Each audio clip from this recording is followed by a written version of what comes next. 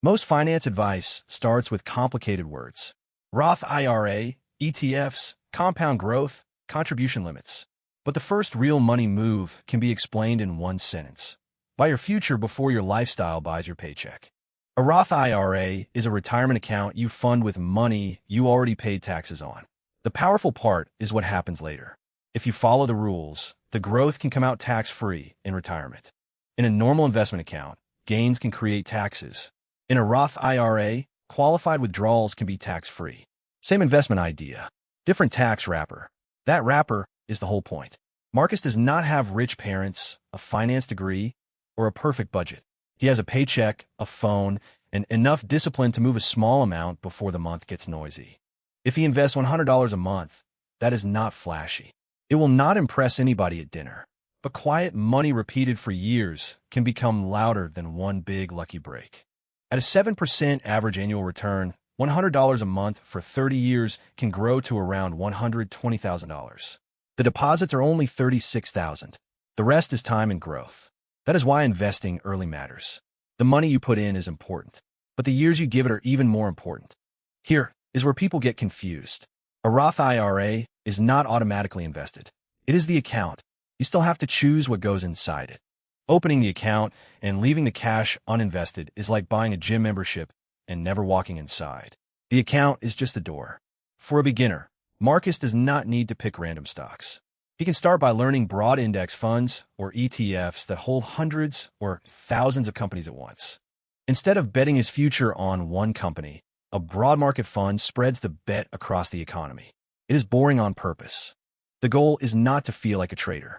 The goal is to own something productive for a long time without blowing up the account trying to be clever. The first rule is automation. Set a transfer for payday. If Marcus waits to invest whatever is left over, life will usually spend it first. The second rule is checking that the money is actually invested. Cash sitting inside the Roth is not the same as owning investments. The third rule is not panic selling. Markets drop. Red days happen. A retirement account is built for decades, not for checking every lunch break. At some point, Marcus will open the app and see the account down. That moment is where the real habit gets built.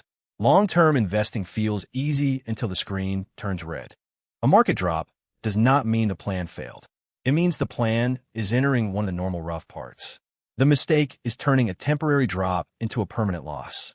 Roth IRA eligibility depends on earned income and income limits.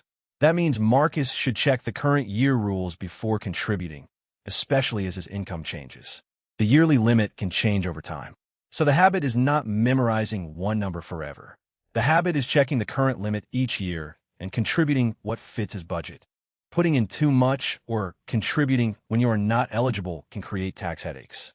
This is one reason the account should be simple, tracked, and not treated like a random savings jar. The biggest Roth IRA mistake is not picking the perfect fund. It is waiting until life feels perfect. Perfect never comes.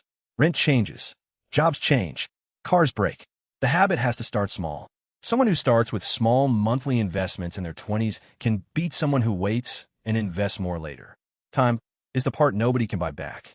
At $250 a month, the same 7% example can grow to roughly $300,000 over 30 years. Again, not guaranteed, but the pattern is the lesson. $250 can disappear into deliveries, clothes, upgrades, and random weekends. Or it can become a monthly vote for the older version of you.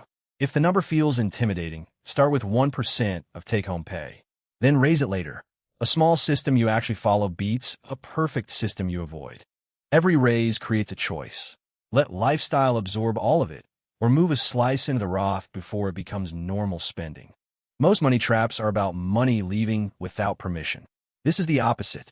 A Roth IRA is money leaving on purpose to buy freedom later. This is not a get-rich-quick move. It is a get-rich-slowly system.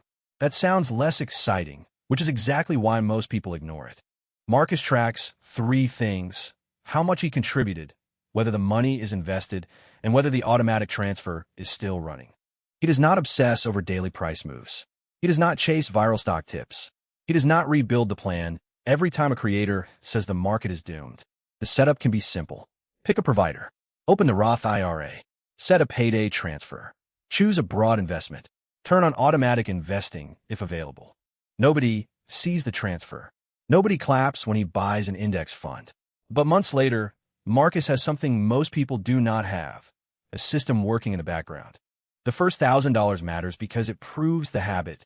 It turns investing from an idea into a normal part of life. The first 10,000 changes the way money feels. The account is no longer theoretical. It is proof that Marcus can build something. A Roth IRA has rules, flexibility, and exceptions, but treating it like a shopping fund defeats the point. The goal is future freedom, not another emergency swipe. This is education, not personal financial advice. But if Marcus is eligible, has earned income, and can start small, learning the Roth IRA is one of the cleanest first moves in personal finance. This week, Marcus has one job: check eligibility, choose a provider, open the account, and set the first automatic transfer even if it is small. The younger version of Marcus does not need to be perfect. He just needs to stop waiting. Every automatic investment is a message to future Marcus: I did not forget you. The trap is thinking wealth starts when you make a lot more money. The move is realizing wealth starts when some of today's money is assigned to tomorrow before the world gets to spend it.